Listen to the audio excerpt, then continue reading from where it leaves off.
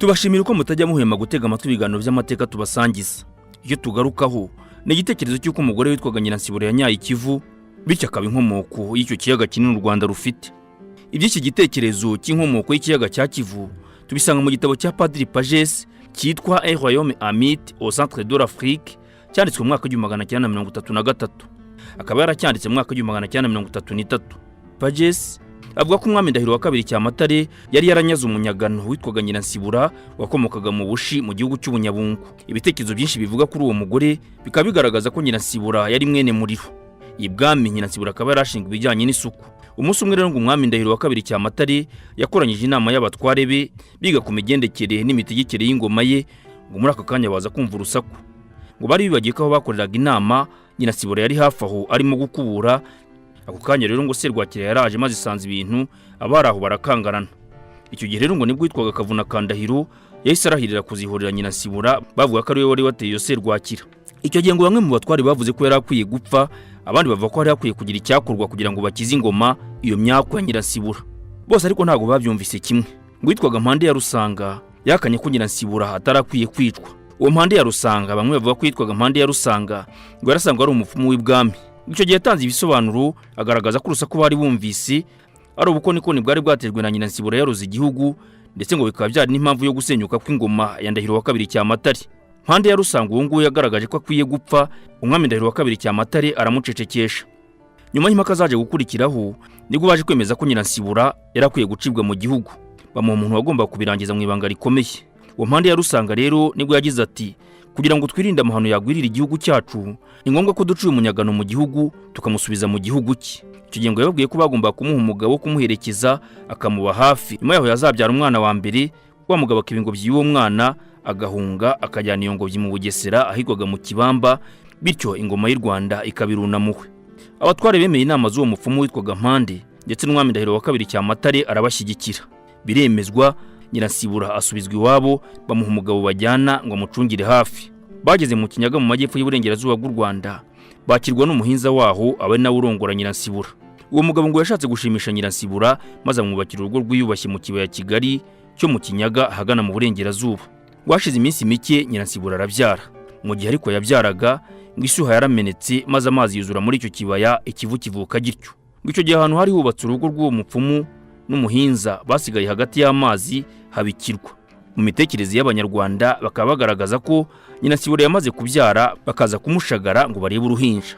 Muri ako kanya rero uwo mugabo umwami yari yatumye kwiba ingobyi aba arayifashe ayishyira mu rutete umwami yaramuhaye asohoka ubwo. Ngo ntibyatinze amazi yahise yuzura mu kibaya ahitana urutoki n'indi mirima yari ihari, ariko wa mugabo we abasha kugera ku butaka amazi ataramukoma imbere. Icyo gihe umwami Ndahiro wa kabiri Cyamatare yaramubonye arishima cyane, ahutira kumwohereza mu Bugesera hari haravuzwe na Mpande, nuko yangobyi barayijyana bayibambayo bakoresheje amabuye 7.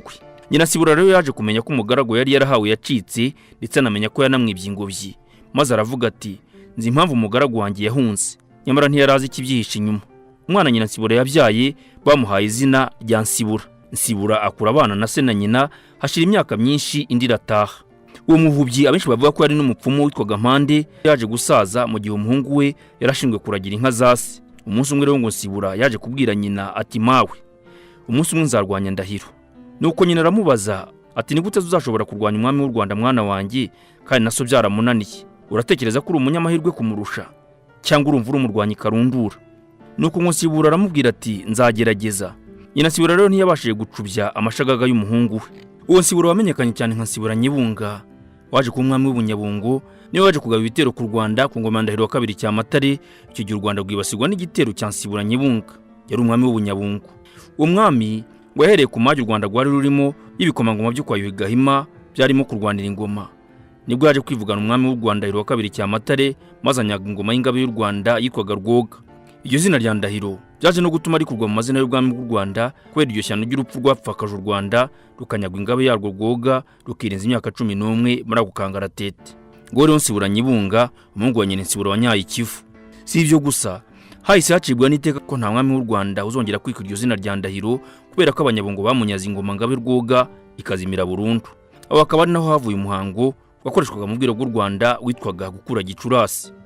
Amateka tubwira ko Nsibura Nyebunga atera u Rwanda rwa Ndahiro wa kabiri Cyamatare, urugamba rw'injyana muntu rwaremeye Gitarama. Ndahiro wa kabiri Cyamatare arugwamo ahitwa Rugarama yambutse umugezi wa Kibirira. Ubu ni mu karere ka Ngororero. Aho niho bise irubi rw'inyundo. Kuva ubwo kwambuka uwo mugezi byabaye umuziro kuwitwaga umwami w'u Rwanda wese. Umugabekazi n'abaja ndetse n'abagore barafashwe bajyanwa bunyago bicwa urubozo. Kuva ubwo aho biciwe hazwi nko mu miko y'abakobwa. Ingoma y'Ingabe Rwoga ababishiyo gihe barayinyaze burundu. Birumvikana ko u Rwanda icyo gihe rwasaga nk'urwari rugiye kuzima kubera ko hari haradutse amacakubiri yo kurwanira ingoma hagati y'ibikomangoma.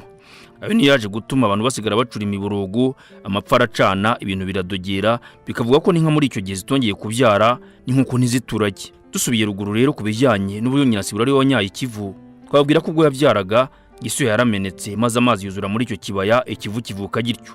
Ahantu hari hubatse urugo rw'abamapfumu n'ababwiye ndetse n'umuhinza, hasigaye hagati y'amazi habibirwa.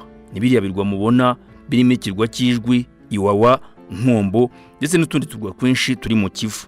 Yumvikana rero nanone ko ibyo Nyirasibura yise akagambane yagiriwe ari nabyo byaje gutuma umuhungu we Nsibura ahaguruka arwanya u Rwanda ndetse ararutsinda. Nabibabwiye ko hari ku ngoma y'umwami Ndahiro wa kabiri Cyamatare. N'umwami waje gusimburwa n'umuhungu we Ruganzu wa kabiri Ndoli, nawe waje arwana akagarura u Rwanda rwari rumaze imyaka mu maboko y'abanyamahanga, aho bivuga ko rwamaze imyaka iri hagati y'10 na 11. Tubashimira ko mutajya muhema gutega amatwi ibiganiro by'amateka tubasa. Hambere hisi politiki n'imiyoborere. J'aime souvent dire la vérité et pour moi toute vérité est bonne à dire. Intambara z'urudaca. Le feu nucléaire est déchaîné contre les hommes. Une boule de feu de plusieurs. Amanyanga mu butegetsi. Ugwamumare no kurindimuka kw'ingoma. Impinduka zagiturumbuka uko ibihe byagiye bigimbuka kujya imbere. Niyo makuru musangizwa ku rubuga Hambere hisi. Yes we can. Yes we can. Yes we can. Ibiganiro mutegurirwa na Tuyishime Jadofisi.